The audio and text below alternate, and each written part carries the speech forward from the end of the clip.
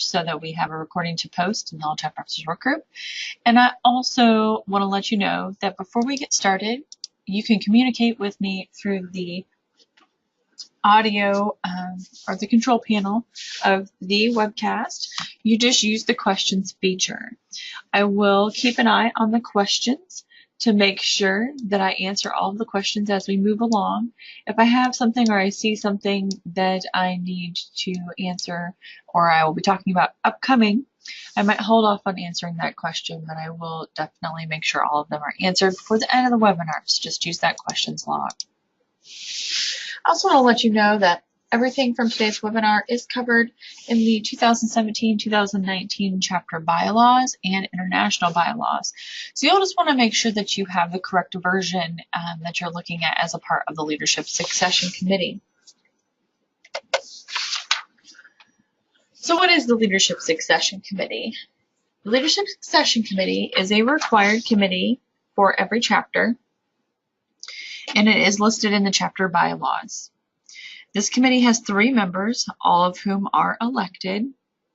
Again, the president does appoint the chair of the committee once all of the members have been elected. So on the ballot, it should just have the Leadership Succession Committee positions, and the chairperson is appointed by the president from those who are elected. The Leadership Succession Committee is responsible for preparing, distributing, and tallying election ballots. They also are responsible for developing members in organizational and leadership roles in preparation for serving as a chapter or leader within Sigma's organizational structure. The president is not permitted to serve as an ex officio member of the Leadership Succession Committee. So the president of every chapter should not be involved with Leadership Succession Committee in any fashion. One of the first responsibilities for the Leadership Succession Committee is to develop members to take on leadership roles within the organization. In order to develop members in those roles, you must understand the roles that the chapter has that are required and what the terms are for those roles. The length of terms of office is 2 years, and the terms are staggered so that all officers and required chapter leaders do not end their terms at the same time. Your chapter should write a chapter-specific position description for every chapter leader, whether it is a required or an optional position. A list of necessary skills should be included with each position description as a way of identifying the minimum requirements for successfully serving in that given position. For example, if you have the treasurer position that is open, you will want to make sure that you have someone who is organized, deadline-driven, and good with numbers. It is also recommended that you include the skills that the individual will gain from each position. That will help your Leadership Succession Committee sell that position to the membership or recruit someone to serve in that position. So let's talk a little bit about the Board of Directors positions so that you understand them more fully as a part of the Leadership Succession Committee's role to develop people for these positions and complete the ballot. So let's talk about the whole board, and then we'll talk about each position so that you're comfortable with those positions. This is the Board of Directors of every chapter. President, Vice President, Treasurer, Counselor, and Secretary are the required positions for every chapter's Board of Directors, also called officers in the bylaws.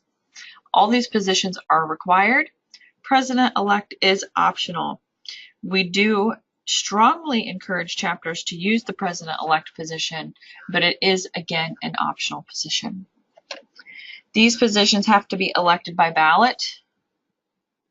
They are your officers, as referred to in the bylaws, and they must be active members of Sigma and your chapter. So a board of directors of any nonprofit, but with your chapter as well, have general responsibilities. So the general responsibilities of all of those officers are to participate in business meeting, chapter activities, and communications. Each officer is also required to submit a report at each board meeting related to what they've accomplished in their position-specific duties. This helps the board of directors stay on track and the board to identify maybe chapter leaders that might need some assistance. Chapter officers should also prepare the office for transition at the end of their term. So as their term is ending, they should be preparing for the new person or the next individual to take over from them. So these are the general responsibilities. Let's talk about the specific responsibilities for each of the officer roles that you're comfortable with them. The president serves as the chief representative of the chapter.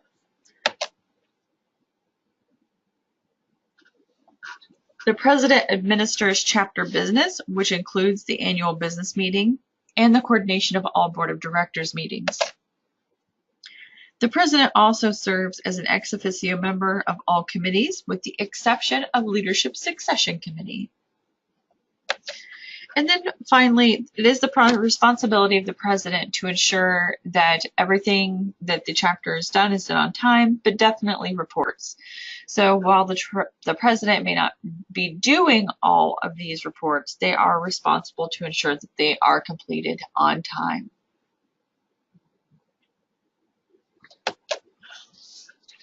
Again, president-elect is not required, but I do want to go over what that position entails. The president-elect shadows the president for 1 to 2 years before succeeding into the president at the end of the current president's term. So if I'm your president-elect and you are the president, I will succeed you at the end of your term as president. Any other specific responsibilities are defined by the chapter. So really, in the end, the president-elect should be getting to know the membership that she or he will be serving once they become president. So a lot of chapters have that person focus on things that are impactful to the membership, like doing awards or serving as a welcoming team, or being on the programming committee, or doing recruitment activities. But whatever it is that the chapter has that president-elect do, it should be focused on helping that president-elect prepare for the role and get to know the membership that she is serving. So let's talk about the vice president. The vice president performs the presidential duties in the president's absence. This includes if the president vacates the president role. So even if your chapter has a president-elect, the vice president is the person that takes over when that president is not available, or if that president resigns from office. And we'll talk about that in a few minutes. The vice president also facilitates achievement of chapter goals, and this includes the planning of at least 2 chapter programs annually as required by the bylaws for the membership of the chapter. The vice president often oversees membership engagement efforts and frequently chairs committees as needed. According to bylaws, chapters may choose to elect a vice president from each school or practice setting that the chapter is at if you are an at-large chapter.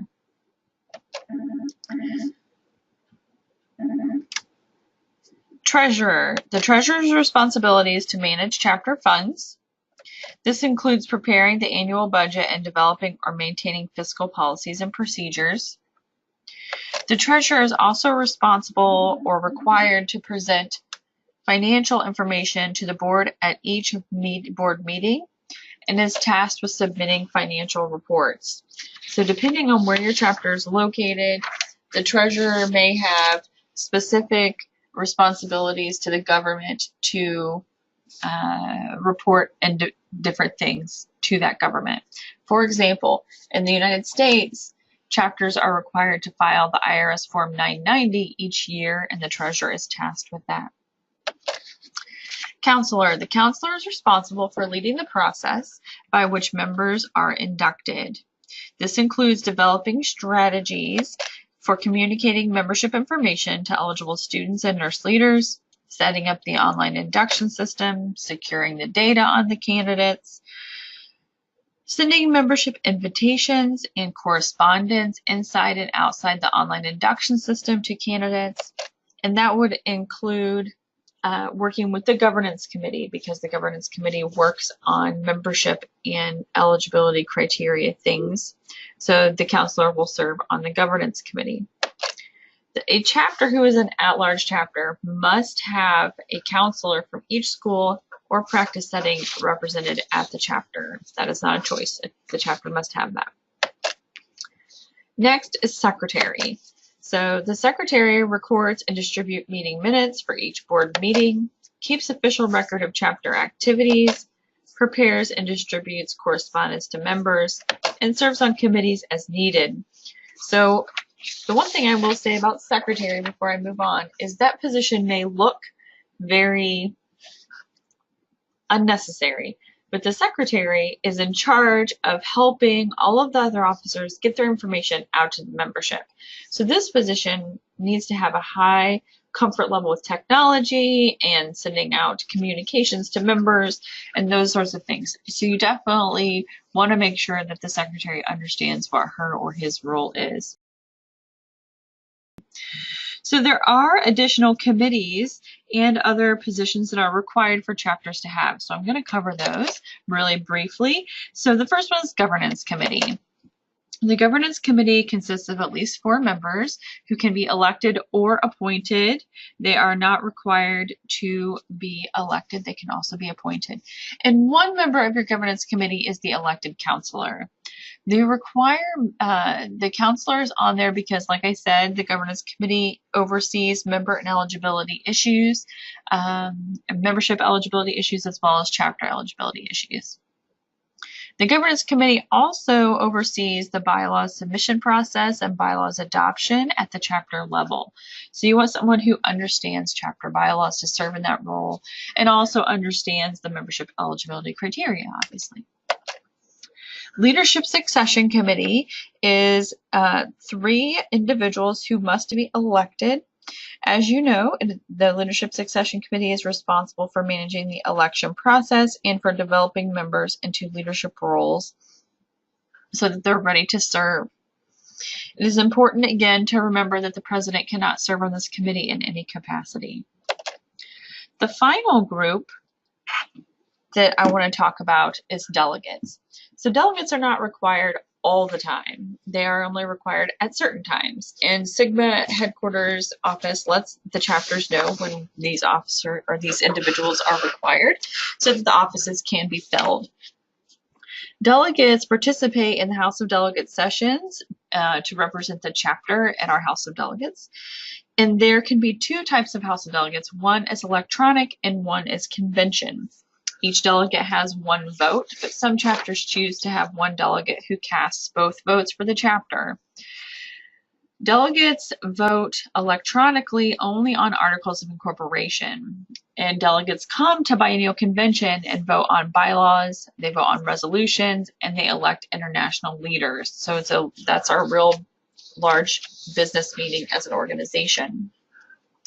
It is important to know that it can be any active member of the chapter. It does not have to be a chapter leader, and these positions are appointed. As a member of the Leadership Succession Committee, the board may ask you for some potential individuals to serve in this role when it becomes required. I also want to cover additional leaders. So as a Leadership Succession Committee, you are focused on getting those ballots out and getting those elections had, but the chapter may decide that they want to have additional volunteers who are not required committee members to help out and spread the volunteer work. And here are some examples, like Communications and Publicity Committee, or maybe the chapter is looking for a webmaster.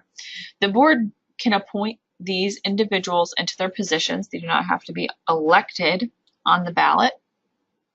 But the board may ask the Leadership Succession Committee for some names of individuals who they think might be good in these positions. So it's important to know that anytime the board may ask you for some names as a Leadership Succession Committee of people you've been developing to serve on an additional committee. So as I had said before, we're going to talk about vacancies. So let's talk about what happens with vacancies. When a president resigns from her or his term, the vice president takes over for that position until the end of the president's term. So if I were the president of your chapter and I resigned 6 months into my role as president, and the vice president would step in and fill my role for the last 18 months. Any other position is filled by appointment until the next election. So if I were the secretary of your chapter and I resign 6 months into my role, the board may appoint a secretary for 6 months until the next election is complete. The Leadership Succession Committee may be tasked by the board of directors to help find someone to appoint into that vacancy.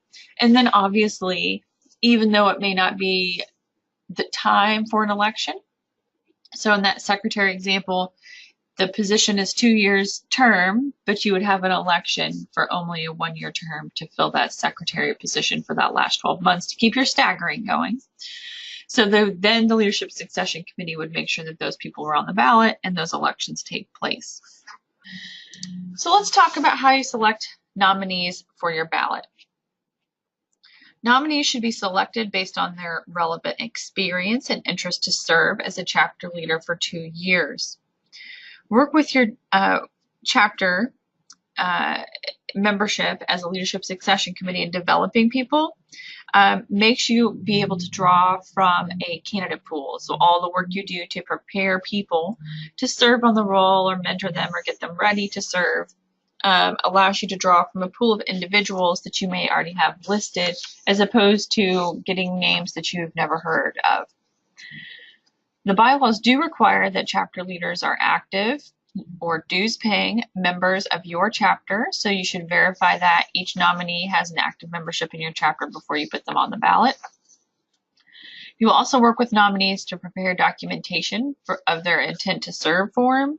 This includes having a nominee sign that consent to serve and drafting a statement that you can use, a candidate statement that you can use during the voting. So we've talked a little bit about that development of members so that they're ready to serve your chapter or the organization. So I want to talk a little bit about developing people. Each chapter will have to decide or can decide how they would like to develop their members to be ready to serve in positions. One thing that a lot of chapters choose to do is mentoring. Mentoring can mean many different things, but one that stands out to me is from the American Speech, Hearing, and Language Association that defines mentoring as a developmental partnership through which one person shares knowledge, skills, information, and perspective to foster the personal and professional growth of someone else. Some examples of mentoring that chapters have done includes a chapter leadership intern program and officer-elect positions. So these programs can engage new members or existing members in leadership roles, allowing those members to become familiar with officer positions or chapter leadership structure before being elected into office. Mentoring can be formal or informal. However, the purpose of the mentoring should be clearly defined. Another thing you can do is use the volunteer opportunity area as a chapter in the circle. So this feature allows you as a chapter's leadership succession committee and chapter leadership as a whole to offer many different types of volunteer opportunities to your members. This system will allow you to set up one-time volunteer opportunities all the way up to serving on the board of directors and help you collect those interested names. This is perfect for chapter leaders and the Leadership Succession Committee because it can issue invitations. It can also collect those responses and send thank you messages. There's a lot of automation in this system that makes it so that you don't have to work quite so hard as the Leadership Succession Committee to recruit volunteers. Here's an example of one. Omicron Delta chapter was looking for someone to serve on their service committee. So you'll see there's a description of what that committee will do. There's a number of volunteers needed and what experience is required. There's also a contact person. So that is nice because it allows the chapter to, or the individual member to know who at the chapter to contact.